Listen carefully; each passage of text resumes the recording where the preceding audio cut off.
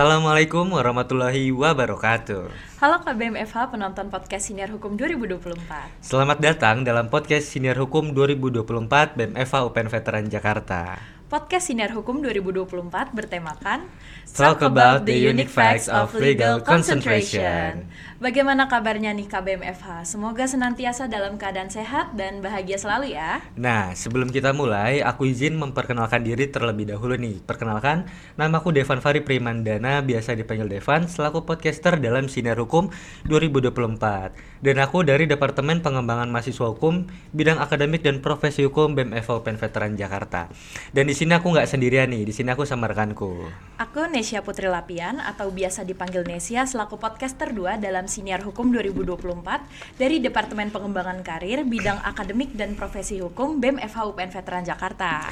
Nah, pada kesempatan kali ini kami berdua akan membahas mengenai konsentrasi yang ada pada Fakultas Hukum UPN Veteran Jakarta. Kira-kira KBM-FH pada penasaran nggak ya? Pastinya penasaran dong, Van. Kira-kira kita akan bahas hal menarik apa ya setelah ini? Pada Siniar Hukum 2024 ini tentunya kami tidak hanya berdua nih. Kami ditemani oleh narasumber yaitu Ibu Rosalia Dika Agustanti SHMH selaku dosen hukum pidana FH UPN VJ yang pastinya akan memberikan banyak pengetahuan dan juga ilmu yang bermanfaat bagi kita semua. Selamat pagi Ibu, bagaimana kabarnya Bu? Selamat pagi, alhamdulillah kabar baik. Alhamdulillah. Baik, silakan Ibu untuk memperkenalkan diri terlebih dahulu kepada KBMFH. Ya. Halo KBMFH, perkenalkan saya Rosalia Dika Agustanti, dosen hukum pidana Fakultas Hukum UPN Veteran Jakarta. Nah, sekilas tentang riwayat pendidikan saya S1 di Fakultas Hukum Universitas Jember dan kemudian S2 di Universitas Airlangga.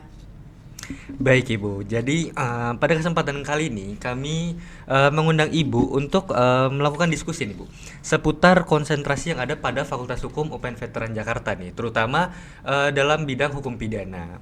Nah, pada semester 2 kemarin saya dan Nesya nih sudah sempat belajar tentang hukum pidana kan ya? Iya, betul sekali Pak. Nah, menurut kami hukum pidana itu hukum yang mengatur tindakan manusia yang melanggar hukum dan ada sanksinya bagi yang melanggar, seperti pidana penjara nih. Kalau boleh tahu Bu, definisi dari hukum pidana itu seperti apa ya Bu? Ya, jadi apa yang tadi disampaikan teman-teman itu sudah benar gitu ya. Jadi memang di dalam hukum pidana itu adalah mengatur tentang perbuatan apa sih yang dilarang. Nah, karena perbuatan ini dilarang sehingga suatu perbuatan itu kan pasti ada sanksi pidana.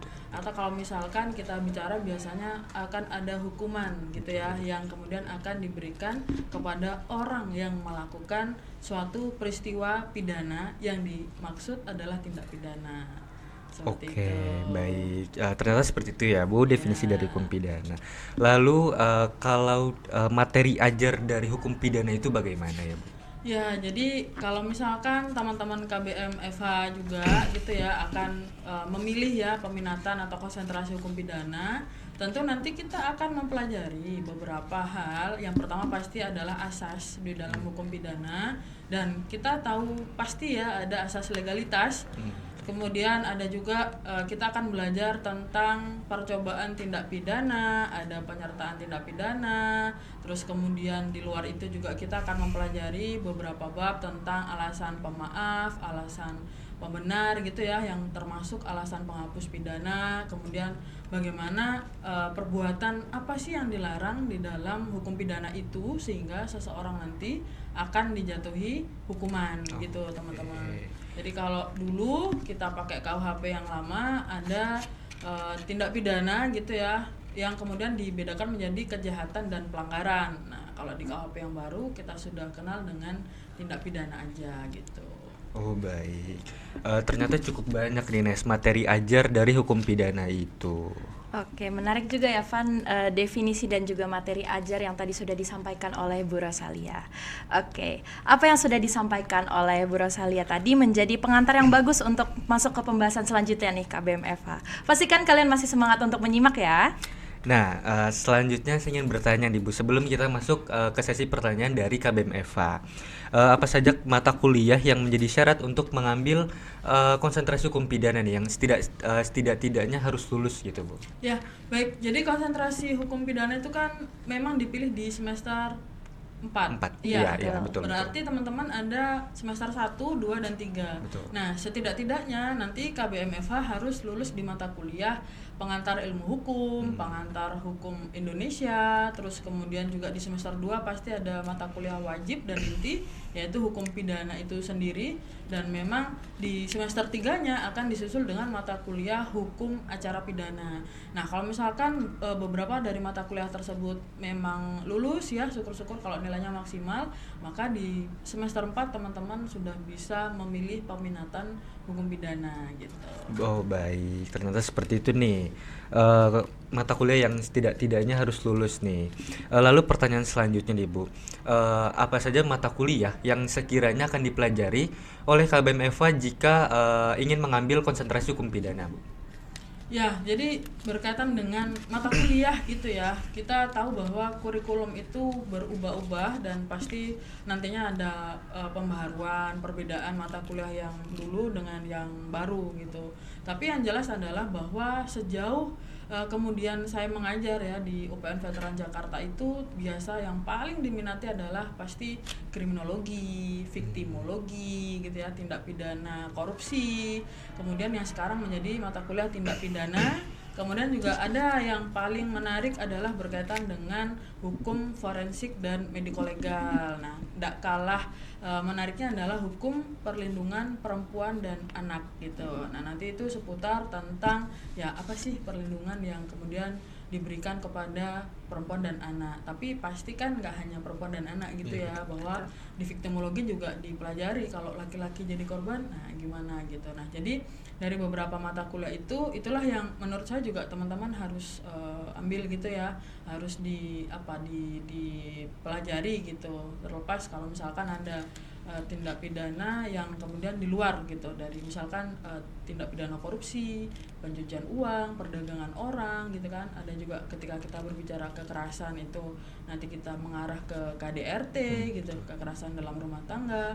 Nah, selain itu teman-teman ada beberapa mata kuliah pendukung. Nah, nanti bisa disesuaikan dengan kurikulum yang berjalan, kira-kira seperti itu. Oh baik. Oke. Nah, bagi KBM Eva boleh banget nih diperhatikan penjelasan dari Bu Rosalia terkait apa saja mata kuliah yang akan dipelajari nih untuk KBM Eva yang mau mengambil konsentrasi hukum pidana nantinya. Lalu saya ingin bertanya kembali nih Bu, seperti yang kita ketahui Bu, hukum pidana dalam KUHP baru itu kan terdiri dari 2 buku ya Bu, yang mana buku 1 itu mengatur tentang ketentuan umum, dan buku kedua itu mengatur tentang tindak pidana. Yang mana di luar KUHP baru itu tindak pidana itu masih ada tindak pidana khusus seperti tindak pidana korupsi, juga ada tindak pidana perdagangan orang Bu. Nah, menurut Ibu sebagai ahli nih dalam hukum pidana, bolehkah Ibu memberikan insight kepada kami mengenai korelasi antara hukum pidana dengan ilmu hukum yang lainnya? Ya, baik teman-teman. Jadi KBMFA juga harus tahu gitu ya, bahwa di dalam Fakultas Hukum itu memang ada satu jurusan, yaitu ilmu hukum ya, di tingkat S1 gitu. Nah, artinya adalah bahwa nanti kita seperti yang tadi kita sampaikan, bahwa di semester 4 itu teman-teman mahasiswa akan diarahkan untuk memilih peminatan, atau sekarang apa namanya? Konsentrasi. Peminatan. Konsentrasi. Ya. Nah, jadi kalau kita sudah memilih konsentrasi, maka nanti kita akan melihat gitu, bahwa kalau misalkan tidak belajar hukum pidana pun apakah kemudian menjadi penghalang untuk belajar hukum yang lain? Tentu tidak gitu. Tapi jangan lupa bahwa ada beberapa undang-undang yang memang isinya adalah memuat hukum pidana, artinya hukuman, ada yang enggak gitu. Nah, berarti korelasi ketika kita berbicara kembali ke ruang lingkup atau definisinya adalah, nah apa sih yang nggak boleh dilakukan oleh orang-orang itu? Apa sih yang kemudian dilarang gitu, sehingga dia akan dikenakan sanksi pidana. Jadi kalau misalkan nih kita belajar di dalam hukum perdata gitu ya, kita biasanya ngomongin wan prestasi dan PMH nih gitu. Nah, kalau wan prestasi apa misalkan, oh berarti seseorang itu tidak melakukan kewajiban atau Iya, tidak melakukan prestasinya Betul. gitu. Nah, itu kita bilang misalkan wan prestasi gitu ya. Nanti kita kaji lah lebih dalam kira-kira kasusnya seperti apa. Nah, tapi ada juga nih irisan atau korelasinya ketika kita berbicara hukum pidana nih. Nah, apa kira-kira? Nah, bagaimana ketika yang dilakukan itu memang bukan wan prestasi, tapi mengarah kepada tindak pidana gitu. Nah, tindak pidana apa yang mendekati dengan wan prestasi gitu. Jadi biasanya teman-teman bisa temukan nih di kehidupan sehari-hari gitu ya, yaitu adalah tindak pidana penipuan. Kayak kalau misalkan kita beli sesuatu nggak sesuai gitu, tapi barangnya dikirim. Nah, tapi kita merasa bahwa gue ditipu nih, nggak sesuai gitu. Nah, itu bisa kita kaji gitu. Jadi antara hukum perdatakah atau hukum pidana gitu ya kan. Nah, termasuk juga ketika kita berbicara tuh, tahu-tahu kita ngomongin peradilan militer contoh gitu ya. Jadi ada anggota TNI yang melakukan tindak pidana. Nah, teman-teman bisa lihat bahwa nanti siapakah yang berwenang untuk memeriksa gitu ya, mengadili, memutuskan. Nah, itu kan pasti akan ada bidangnya masing-masing gitu ya kan. Jadi ranahnya adalah ranah peradilan militer gitu. Nah, tapi ketika berbicara hukum pidana bukan berarti orang itu tidak akan melakukan sesuatu perbuatan yang dilarang tadi gitu. Jadi karena isinya larangan, artinya dia tetap korelasi dengan semua hukum-hukum yang lain gitu. Jadi hukum bisnis, misal di dalam bisnis telah terjadi misalkan tidak menunaikan kewajiban atau ingkar misalkan, atau PMH-nya atau apa, larinya kemana? Pasti kalau nggak gugatan ke pengadilan ya di bidang bisnis perdatanya pasti juga ada irisan pidana. Gitu. Betul. Jadi kalau misalkan teman-teman juga berbicara contoh ada surat keputusan gitu yang kita merasa bahwa itu merugikan kita nih sebagai contoh ya masyarakat sipil gitu, atau misalkan teman-teman sedang menduduki gitu ya jabatan tertentu, tahu-tahu diberhentikan gitu. Nah, jadi di tingkat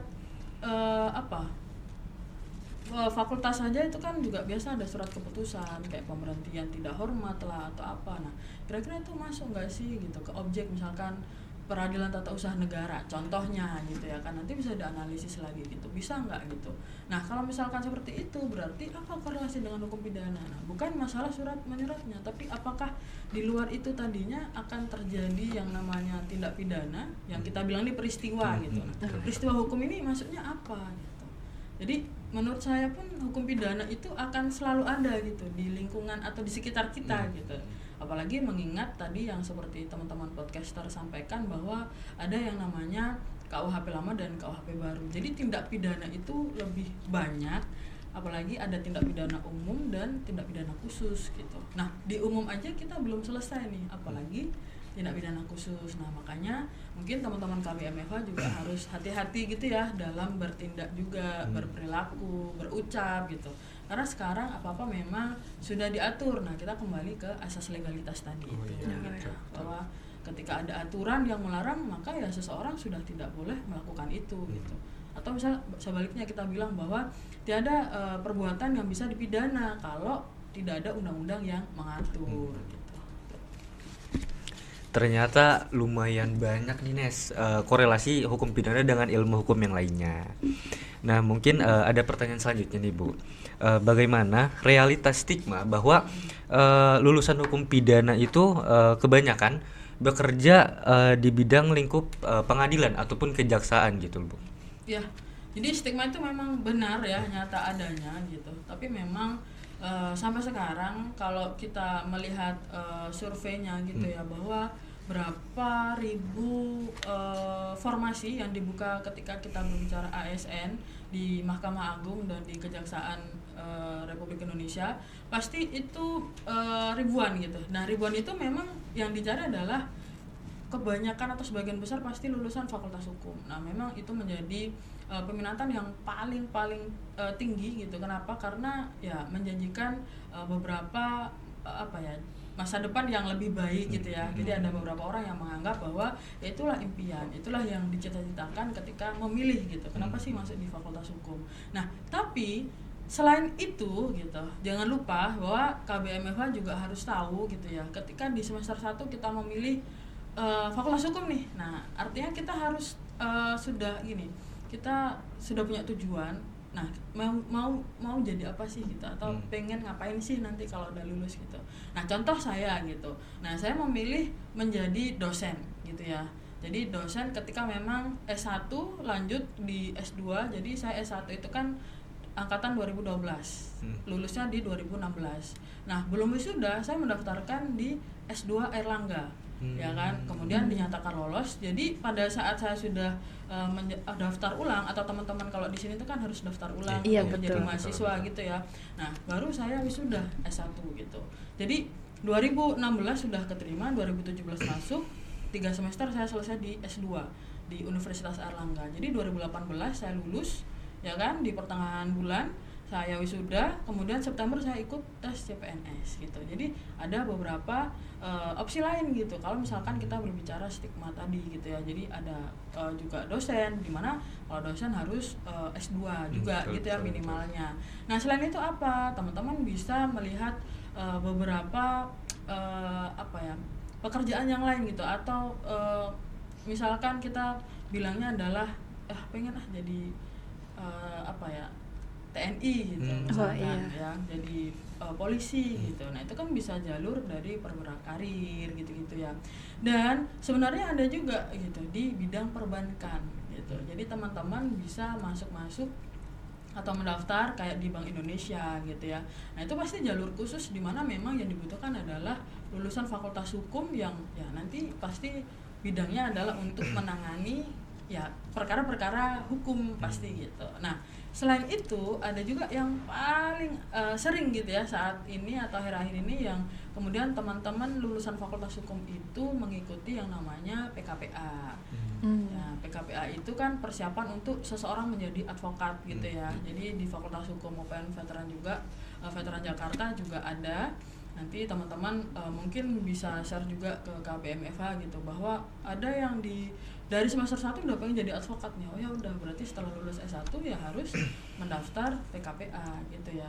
Jadi pendidikan khusus profesi advokat gitu. Kalau sudah lulus atau sudah mengikuti, nanti harus ikut ujian namanya ujian UPA gitu kan. Nah, terus kemudian kalau sudah lulus baru kita disumpah gitu. Tentunya kan ada beberapa persyaratan. Nah, selain itu jadi apa juga gitu. Nah, sejauh ini memang ketika berbicara hukum pidana, karena kita kembali lagi ke definisi kayak, lah itu kan emang kerjaannya cuman kayak menilai gitu, orang tuh salah nggak sih gitu. Kalau salah berarti iya kamu dihukum gitu. Nah, tapi dari beberapa itu banyak juga teman-teman hukum pidana yang masuk di, kayak misalkan kita bicaranya adalah di bidang lingkungan, karena ada pidana lingkungan juga gitu ya kan. Ada juga yang misalkan di Kementerian Hukum dan HAM yang sekarang sudah mengalami pengemukan itu ya. Sudah ada 3 dan 1 Kemenkonya gitu. Nah, teman-teman bisa cek gitu. Jadi ada yang di Ditjen Pemasyarakatan gitu. Karena berbicara pemasyarakatan, kita berbicara lembaga pemasyarakatan di mana itu kan termasuk dalam sistem peradilan pidana gitu. Jadi kembali ke sistem peradilan pidana ya kita berbicara dari kepolisian. Makanya teman-teman juga bisa jadi polisi ya, walaupun kita kuliah S1 nih gitu. Terus kemudian selain itu kita berbicara kejaksaan. Ya memang benar, karena itu adalah sistem peradilan pidana tadi. Nah, pengadilan yang terakhir adalah lembaga pemasyarakatan gitu. Nah, jadi nggak ada salahnya juga itu tadi, bahwa selain dari kejaksaan dan pengadilan, teman-teman mencoba tempat yang lain, dan pasti masih banyak hal gitu. Nah, termasuk sekarang sangat diperlukan lulusan ya, termasuk hukum pidana. Jadi kalau misalkan udah sarjana hukum itu kan kita hanya SH gitu ya. Betul. Nggak ada lagi kayak dulu misalkan SHI atau apa gitu. Sekarang satu sarjana hukum. Nah, kalau di bidang pekerjaan sebetulnya pekerjaan itu juga tidak melihat selamanya gitu ya tentang konsentrasi, tapi nggak ada salahnya ketika kita sudah memilih konsentrasi tersebut. Nah, kita harus tahu gitu ke depan kita maunya di mana. Supaya apa? Supaya teman-teman tidak merasa bahwa penyesalan itu akan hadir di belakang gitu. Kayak oh iya, kenapa ya gue ngambil hukum pidana. Nah, makanya dengan adanya kegiatan hari ini gitu ya, saya rasa KBM-FH akan lebih terarah gitu untuk nanti akan mengambil konsentrasi apa gitu dengan beberapa kurikulum yang ada di Fakultas Hukum UPN Veteran Jakarta gitu. Oke, berarti sebenarnya kita juga nggak cuma melulu soal pengadilan atau kejaksaan ya Bu, kita juga bisa jadi polisi. Betul, oke, baik. Luar biasa sekali loh Van. Ini aku jujur baru dapat insight baru nih setelah tadi apa yang disampaikan oleh Bu Rosalia. Seperti tadi kayak ternyata tuh hukum pidana tuh luas juga loh, nggak cuma melulu di kejaksaan dan juga pengadilan, tapi kita bisa jadi polisi, tentara dan juga lain-lain. Betul banget nih. Oke, saya izin lanjut ke pertanyaan berikutnya ya Bu. Pertanyaan ini banyak sekali ditanyakan oleh KBMFH, yaitu apa saja rekomendasi hukum pidana yang dapat Ibu berikan kepada kami? Ya, rekomendasi apa? Buku. Iya, Iya, betul. ya, Buku. baik. Jadi ya mungkin KBMFH tahu ya. Jadi di Fakultas Hukum UPN Veteran Jakarta kita ada beberapa dosen yang memang memiliki ya buku ajar, di mana sebenarnya bukan diwajibkan, tapi alangkah lebih baiknya ketika itu memang dipunyai dan dibaca gitu ya. Jadi ada beberapa buku yang juga kebetulan saya bawa. Nah, yang pertama ada Hukum Pidana dan Peradilan Pidana, adalah karya Profesor Dr. Bambang Waluyo SHMH. Nah, ini nanti isinya adalah berkaitan dengan hukum pidana yang mulai dari tadi definisi, ruang lingkup ya, termasuk perkembangan sampai pada akhirnya adalah di peradilan pidana atau acara pidananya nih gitu. Nah, yang kedua adalah tentang ini buku Dinamika Kebijakan Hukum Pidana. Nah, ini berkaitan dulu juga apa sih permasalahan-permasalahan gitu atau dinamika yang dihadapi ya di dalam hukum pidana. Ini semuanya relevan gitu dengan mata kuliah di dalam konsentrasi hukum pidana. Kemudian yang ketiga adalah buku Penyelesaian Perkara Pidana. Nah, ini berkaitan dengan penerapan keadilan restoratif dan transformatif. Jadi kalau sekarang ada beberapa tindak pidana yang mungkin ya teman-teman juga tahu biasa diselesaikan dengan restoratif justice gitu. Nah, tapi di buku ini karya Profesor Dr. Bambang Waluyo SHMH, beliau juga menyampaikan gitu gagasan tentang keadilan transformatif gitu. Dan ini sangat menarik gitu ya untuk dibaca. Apalagi kalau misalkan ada beberapa KBMFH yang belum mendengar atau mengetahui tentang keadilan transformatif gitu. Nah, yang terakhir, jadi ada pembaruan hukum pidana yaitu tindak pidana khusus tadi yang sempat disampaikan oleh podcaster juga. Nantinya teman-teman bisa tahu dari tindak pidana khusus ini apa sih yang kemudian termasuk di dalam tindak pidana khusus itu sendiri gitu, dan apa bedanya dengan tindak pidana umum yang lain gitu. Apakah berbeda dengan KUHP kah gitu, atau sudah ada di KUHP tapi masih diatur di luar. Nah, atau yang ada di luar KUHP diatur lagi di KUHP yang baru atau bagaimana. Nah, itu nanti teman-teman KBMFH juga bisa pelajari di sini. Nah, mungkin hanya 4 ini dulu, buku sebenarnya masih banyak gitu ya, tapi nanti bisa juga sharing-sharing lagi terkait dengan rekomendasi buku-buku di mata kuliah hukum pidana gitu.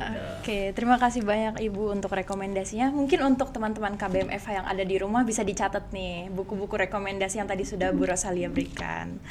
Baik, selanjutnya nih Bu, ada pertanyaan dari Adam, angkatan 2023. Pertanyaannya itu prospek kerja apa saja yang relevan untuk mahasiswa atau mahasiswi yang mengambil konsentrasi hukum pidana? Ya, baik. Salam kenal ya Adam. Jadi terima kasih atas pertanyaannya.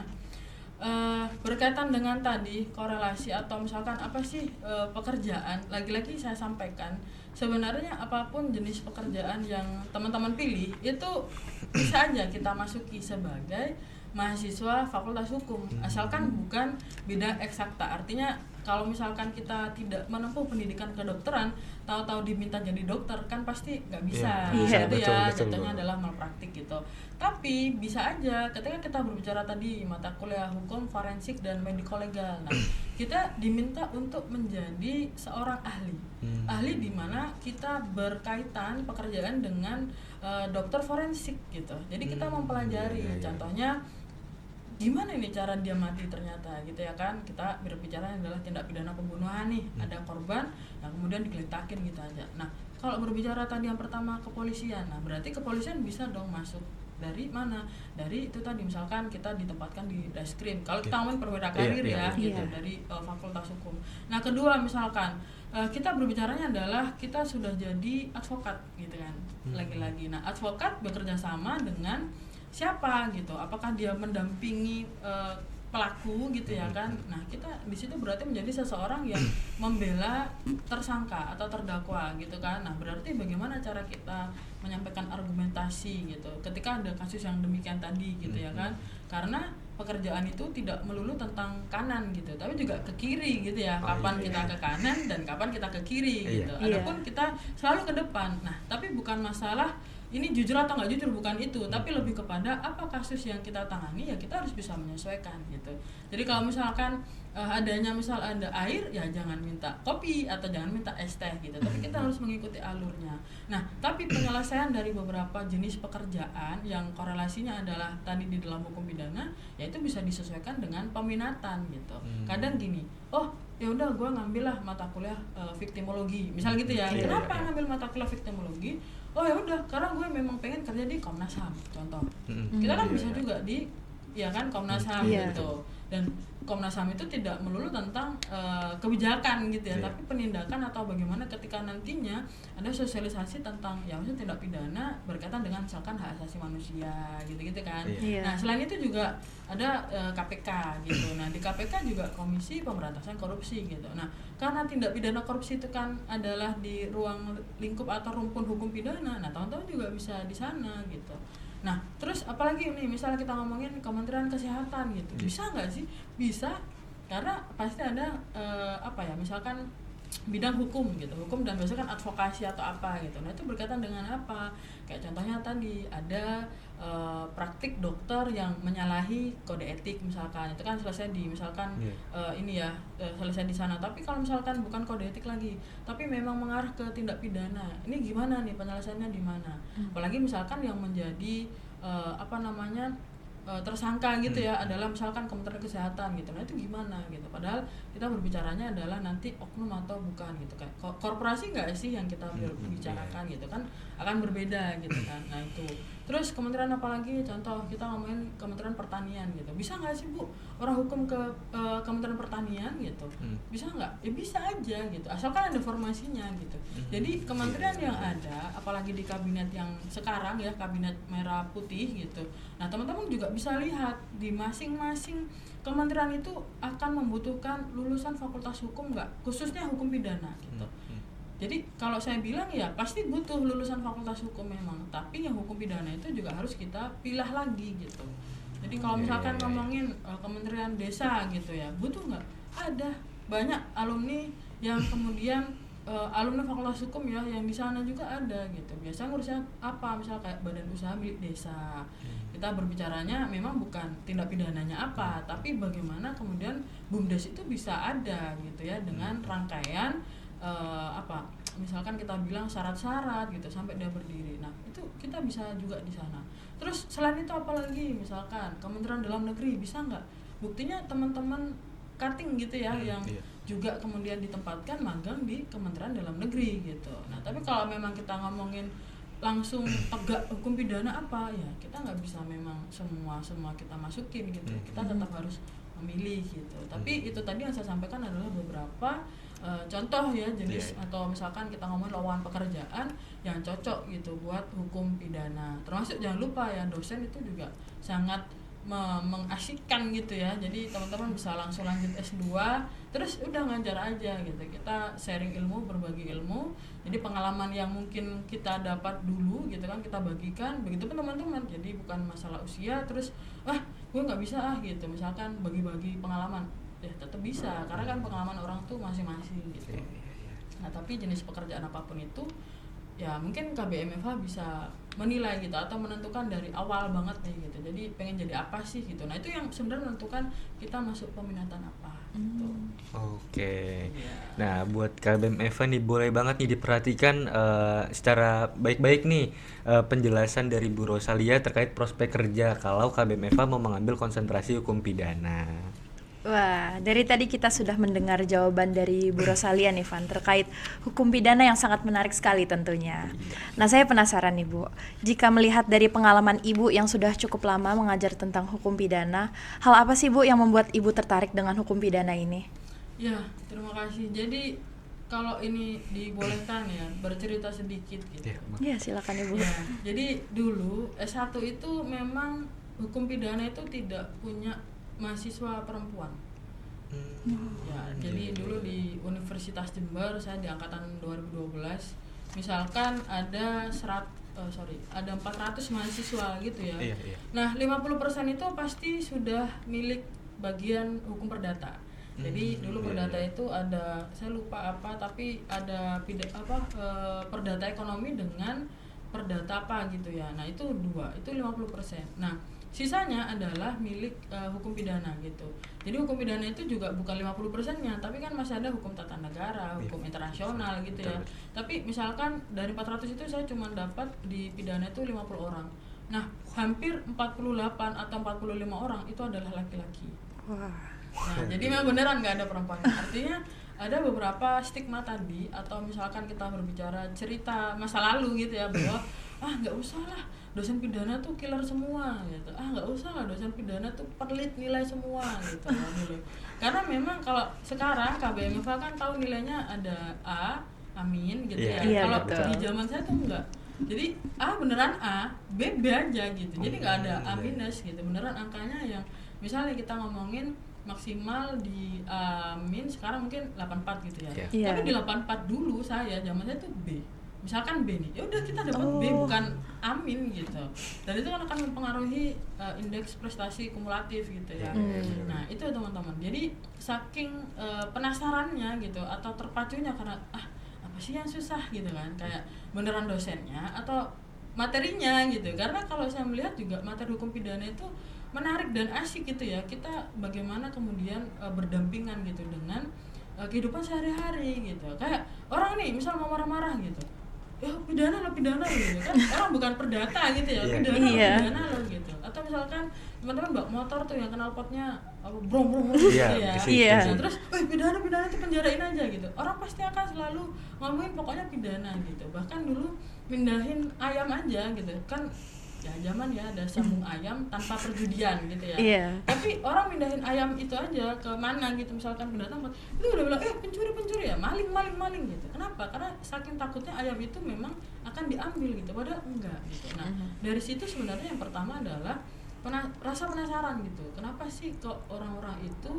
melihat bahwa hukum pidana itu adalah hukum yang nggak menarik gitu loh, hukum yang kayak ini cuma tempat-tempatnya para laki-laki gitu ya kan. Atau kayak misalkan kita bilang dulu kan pokoknya siapa yang dekat sama dosen ya itu gampang lulusnya. Nah, mungkin beberapa stigma itu dulu iya betul gitu loh. Kalau sekarang kan udah nggak zaman lagi gitu ya.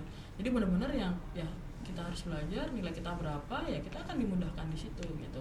Tapi yang kedua adalah ketika sudah mengetahui itu dan saya masuk, ya benar memang gitu ya. Jadi ada beberapa ya kita bilang oknum gitu ya, yang melihat memang hanya laki-laki aja gitu. Iya. Jadi Iya. ada pertanyaan apa dilempar selalu coba kamu mas ya, kamu mas. Jadi memang perempuan tidak ada tempat di situ gitu. Nah, itu kan pasti dosen-dosen yang kalau saya bilang sepuh-sepuh gitu ya, Iya. udah zaman-zaman dulu gitu. Nah, saya pada akhirnya ketika saya masuk peminatan hukum pidana, bertemu dengan teman-teman baru gitu ya, orang-orang baru, dan tentu dosennya kan akan lebih banyak karena banyak yang sudah pulang dari studi S3-nya gitu ya. Jadi akhirnya kita menjalani peminatan atau kuliah di dalam hukum pidana itu seru gitu, asik gitu. Jadi stigma atau misalkan tadi orang bilang itu cuman jurusan laki-laki doang gitu, udah nggak ada gitu. Karena semakin banyak perempuan-perempuan yang karena melihat gitu ya, Iya, terus iya. akhirnya masuk gitu, masuk. Nah, semakin lama sekarang ya merata gitu ya. Tapi tetap memang perdata dan bisnis itu menurut saya pribadi ya, di fakultas yang pernah saya temui gitu, itu pasti memang menjadi peminatan yang paling banyak gitu. Ya. Wah, menarik banget nih. Mungkin teman-teman KBM FH yang tadi sudah Iya, mendengar betul. penjelasan dari Bu Rosalia bisa makin yakin dan makin tertarik nih untuk masuk ke hukum pidana. Ngomong-ngomong, Devan katanya semester depan mau masuk hukum pidana ya? Iya, betul. iya. Aku lumayan tertarik nih Nes ke hukum pidana. Oke, saya izin lanjut ke pertanyaan berikutnya ya Bu. Kira-kira tips and trick untuk mahasiswa yang masih bingung ketika akan mengambil konsentrasi peminatannya itu kira-kira bagaimana Bu? Ya, baik. Jadi kalau kita di fakultas hukum, kita memilih fakultas hukum, jangan takut bahwa materi kita atau pelajaran kita itu hanya tentang menghafal pasal.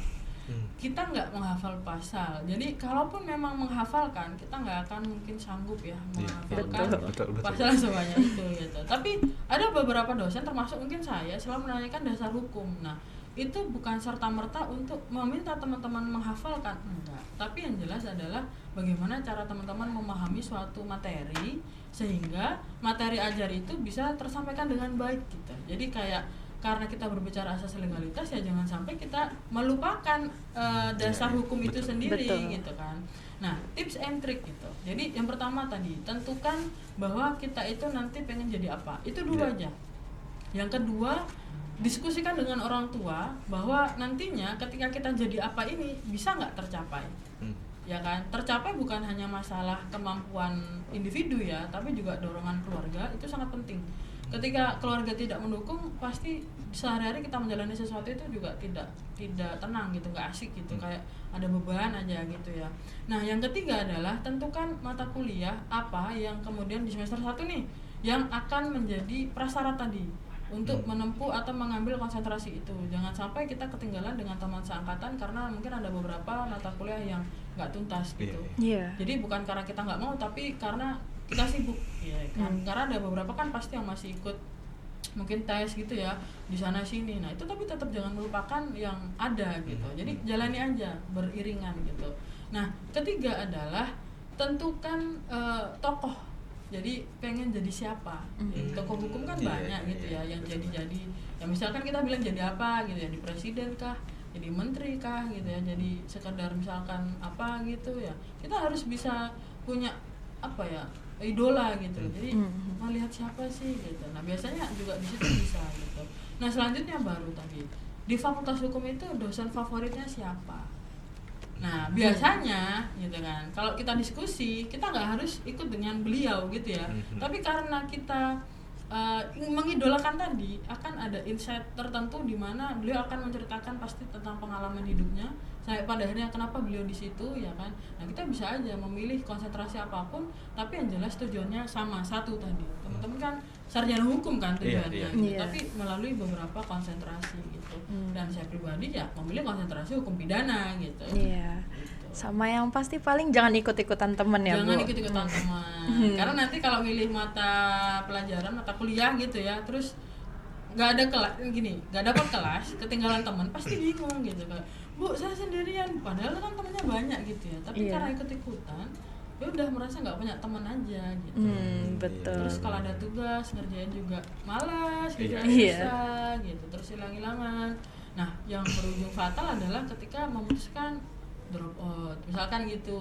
Pernah ada juga gitu kasus-kasus demikian. Atau misalkan angkatan-angkatan 2024 ya KBM-FA yang baru, misal jatahnya berapa? 5 tahun atau 7 tahun.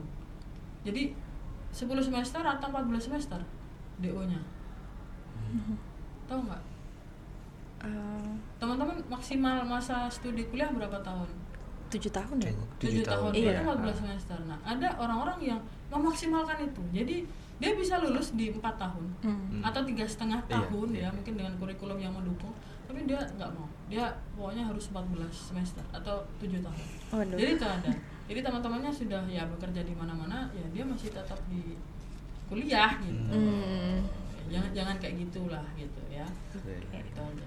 Nih mungkin teman-teman KBM-FH yang ada di rumah bisa di take notes ya. Oke. Nah, itu dia nih beberapa pertanyaan dari KBM-FH yang sekaligus menutup podcast Siniar Hukum kali ini yang membahas mengenai konsentrasi hukum pidana. Dan dari diskusi pada hari ini kita akan memberikan closing statement atas diskusi kita pada hari ini nih. Nah, dalam mengakhiri diskusi kali ini, ilmu dan pesan yang dapat kita ambil adalah kita jadi tahu loh Nes, definisi dari hukum pidana itu seperti apa. Lalu materi ajar dari hukum pidana itu bagaimana, syarat mata kuliah syarat mata kuliah yang harus lulus gitu kalau kita mau mengambil konsentrasi hukum pidana.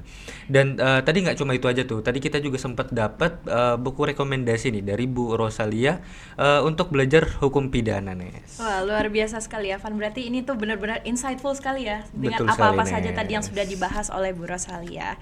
Terima kasih banyak ya Bu telah menyempatkan waktunya untuk hadir sebagai narasumber dalam Siniar Hukum 2024. Tapi tunggu dulu, Nes, karena setelah ini masih ada sesi selanjutnya yang nggak kalah menarik dan nggak kalah seru pastinya. Wah, kira-kira apa tuh Van? Oke, So, stay tuned, we'll be right back.